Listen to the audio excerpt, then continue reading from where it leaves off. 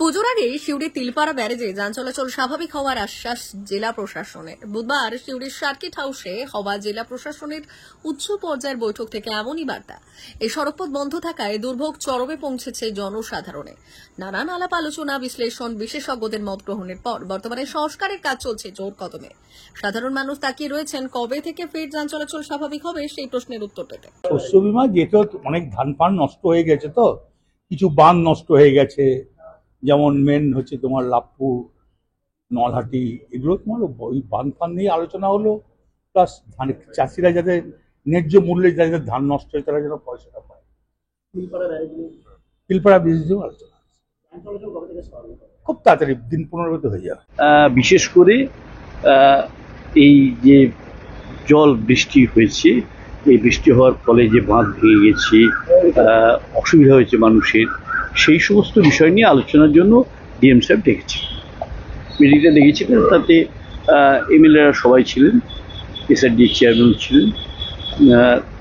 স্বাভাবিকভাবেই এখানে বিভিন্ন দপ্তরের আধিকারিকরাও ছিলেন। বিশেষ করে শস্য বীমা, যে কেউ 500 টাকা পাবে, কেউ 45,000 টাকা পাবে, অ্যাসেসমেন্ট যা হবে সেটার ভিত্তিতে যেন হয় এবং অ্যাসেসমেন্টটা যেন সঠিকভাবে হয়, সুন্দরভাবে হয়, সেই বিষয়টাই আলোচনা হয়েছে।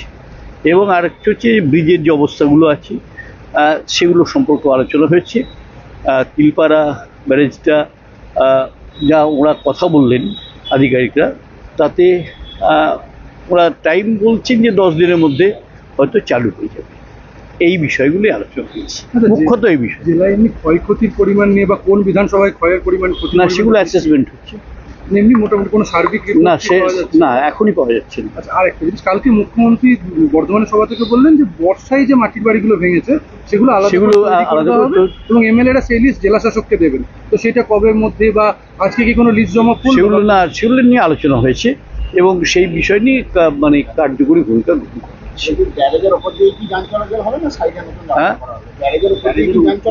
না, ব্যাপার হচ্ছে যে সাইডের, ডিএম সাহেব বললেন যে সাইড দিয়ে রাস্তা করতে গেলে ওটা ইরিগেশন ডিপার্টমেন্টকে একটা নো অবজেকশন দিতে হবে সাইডের প্রতি।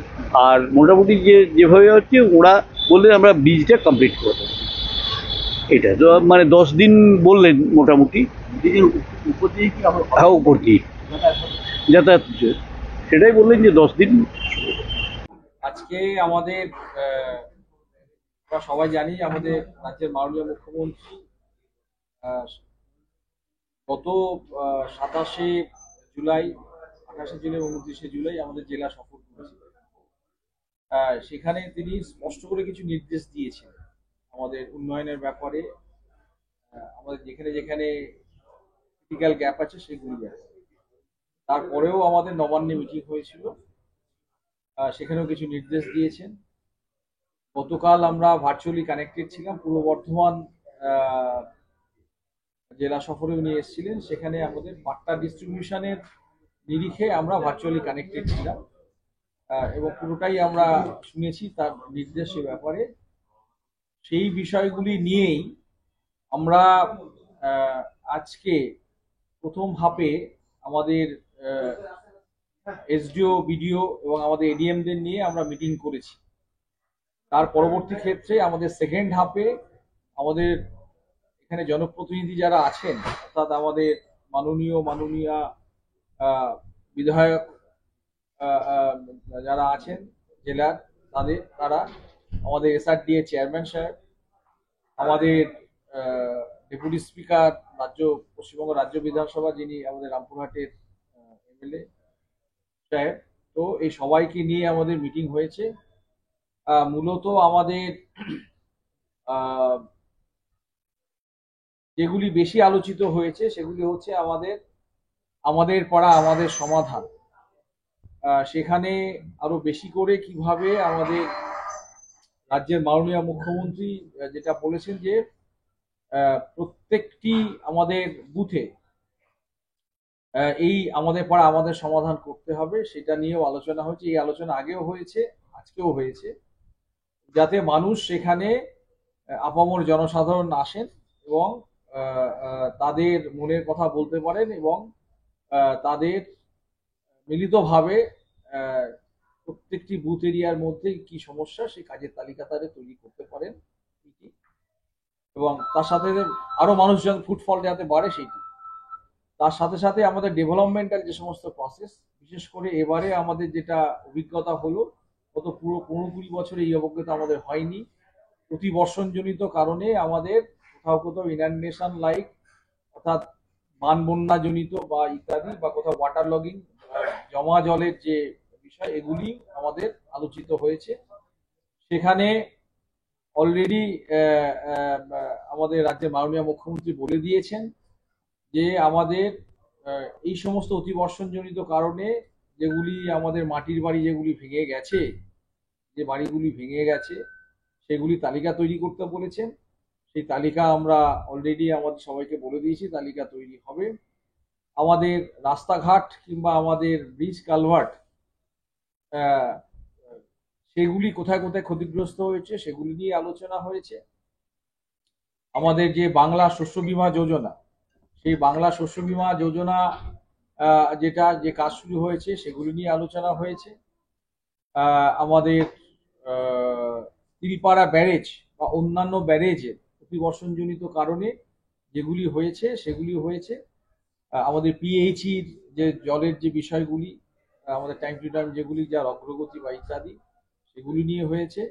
আমাদের রাস্তাঘাট যেখানে যেখানে খারাপ হয়েছে তার পুনর্নির্মাণ বা ইত্যাদি নিয়ে হয়েছে। ইতিমধ্যেই আমাদের কাছে ইনস্ট্রাকশন চলে এসছে যে বাড়ির লিস্ট আমাদের পাঠাতে হবে, বিশেষ করে এই অতিবর্ষণজনিত কারণে। আর রাস্তাঘাটের লিস্টও আমাদের পাঠাতে হবে যেখানে অতিবর্ষণজনিত কারণে আমাদের নষ্ট হয়ে গেছে। এছাড়াও আমাদের আরো কিছু বিষয় আছে যে আমাদের আইডব্লিউডি অর্থাৎ ইরিগেশন ওয়াটারওয়েজ ডিপার্টমেন্ট, তাদেরও কিছু ছোট ছোট ব্রিজ কালভার্ট এরকম আছে, সেখানে কিছু কিছু জায়গায় তারা মেরামতির কাজ করছেন। সেগুলিও আমাদের যাতে গোচরে থাকে তাদেরকে বলা হয়েছে যে তারা আমাদেরকে দেবেন সেগুলি ইত্যাদি। তিলপাড়া ব্যারেজের যে কাজটি হচ্ছে তার অগ্রগতি রাজ্যের মাননীয় মুখ্যমন্ত্রী তার নির্দেশে, ভাবনা, পরিকল্পনা এটা চলছে, আমাদের দপ্তর করছে তার অগ্রগতি। এবং আগামী দিনে তার তবে আমাদের যে ব্রিজে এখন আপনারা জানেন যে আমাদের রেস্ট্রিকশন একটা আমরা করেছি, ওখানটায় আমরা ট্রাফিক ডাইভারশন করেছি।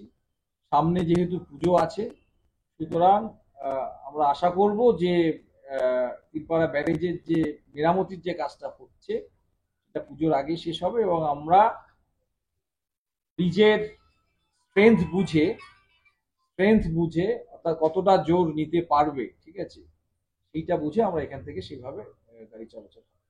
পুজোর আগে কি বর্ষণের জন্য যে রাস্তাঘাট খারাপ হয়েছে পুজোর আগে কি সেই রাস্তাগুলো মেরামত? সেগুলো ইতিমধ্যেই আমাদের নির্দেশ এসছে। এর আগেও আমরা নির্দেশ দিয়েছি যতগুলি রাস্তা যারা দায়িত্বে আছেন, যেমন আমাদের ত্রিস্তরীয় পঞ্চায়েত আছেন, যেমন আমাদের পিডব্লিউডির বিভিন্ন wing, PWD civil, PWD highway division 1-2, PWD NH division, আমাদের পিএমজিএসওয়াই অর্থাৎ এসআরডিএ, সবাইকেই বলা হয়েছে যাতে তাদের নিজের নিজের যে এগুলি সেগুলো আমরা এই অতিবর্ষণের পরেই সঙ্গে সঙ্গে আমরা বসে গেছিলাম যে কোথায় কত রাস্তা খারাপ আছে। আমাদের সবাই মিলে, আমাদের বিডিওরা এবং ত্রিস্তরীয় পঞ্চায়েত ব্যবস্থা যারা আছেন, পলিটিক্যাল এক্সিকিউটিভ সবাই মিলে কিন্তু রাস্তার লিস্ট দিয়েছেন, সেটাকে আমরা একটা জায়গায় কনসিডারেট করে কোলেক্ট করে কিন্তু আমরা সবাইকে জানিয়েছি। সদর শহর সিউড়ির যে রাস্তা আছে বর্ষার জন্য সবটাই ম্যাক্সিমামটা নষ্ট হয়ে গেছে, সেগুলো নিয়ে কি আলাদা কোনো আলোচনা? শুধু সদর শহর সিউড়ি নয়, প্রায় কম বেশি আমাদের বীরভূম জেলাতে রাস্তাঘাট ক্ষতিগ্রস্ত হয়েছে। এখনো পর্যন্ত আমাদের কাছে যা হিসাব সেটা হচ্ছে আমাদের গ্রামীণ যে রাস্তাগুলো যেগুলি ত্রিস্তরীয় পঞ্চায়েত ব্যবস্থা আমরা মেনটেন হয়, সেরকম প্রায় 160 কিলোমিটার রাস্তা সেরকম ক্ষতিগ্রস্ত হয়েছে। আর আমাদের পিডব্লিউডি যে রাস্তা সেটাও কিন্তু 165 থেকে 167 কিলোমিটার রাস্তা আমাদের কিন্তু এরকম কম বেশি, কোথাও কম কোথাও একটু বেশি ক্ষতিগ্রস্ত হয়েছে। আমরা লিস্ট তৈরি হচ্ছে এবং এটা আমরা জানেন যে অতিবর্ষণ জনিত কারণে যে লিস্ট তৈরি হবে সেটা কালকেও রাজ্যের মাননীয় মুখ্যমন্ত্রী স্পষ্ট নির্দেশ দিয়েছেন, আমাদের ডিপার্টমেন্ট থেকে নির্দেশ দিয়েছেন।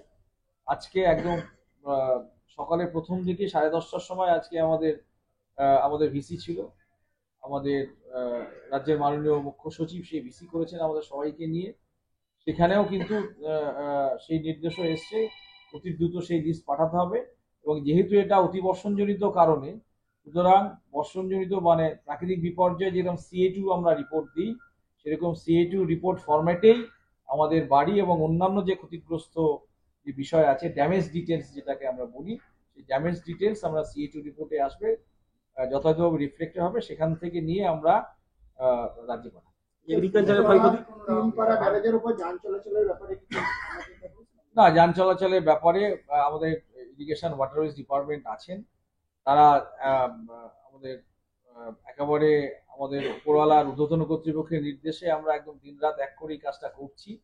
এবং তারা কথা দিয়েছেন পুজোর আগে আমাদের ব্রিজের যে মেরামতির যে কাজটা, সেটা রাজ্যের মাননীয় মুখ্যমন্ত্রীর সেরকম নির্দেশ আছে, সেটি আমাদের সম্পূর্ণ করতে হবে, যাতে পুজোর সময় আমাদের বাধাহীনভাবে আমাদের মানুষজন যাতায়াত করতে পারেন। এবং এখানে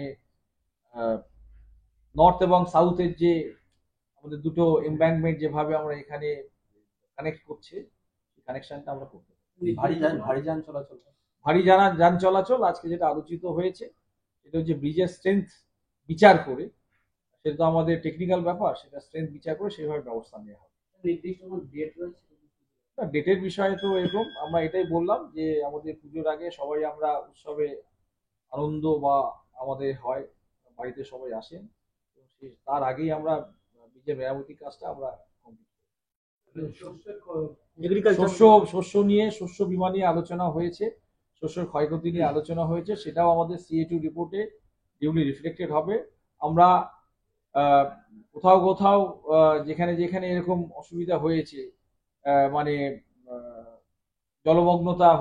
জলমগ্ন হয়েছে বা কোথাও আমাদের বাঁধ ভেঙেছে, এই জায়গাগুলিতে আমরা কনসার্ন ব্লকের কাছ থেকে CA2 রিপোর্ট পেয়েছি প্রথমে। তারপরে আমরা এটাও বলেছি সামগ্রিকভাবে কত ক্ষয়ক্ষতি হয়েছে রিভাইজ CA2 রিপোর্ট দিতে, সেই প্রক্রিয়া আমরা CA2 রিপোর্ট পেয়ে আমরা জমা দিচ্ছি।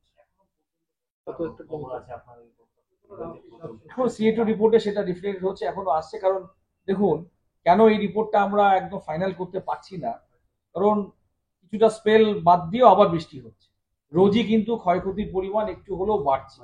এবং সামগ্রিকভাবে এই ক্ষয়ক্ষতির পরিমাণটা আমাদের বৃষ্টিটা কমে গেলে তাহলে আপনাকে একেবারে বলতে পারবো যে আমার এই এরিয়ায় আমার এই ক্ষয়ক্ষতি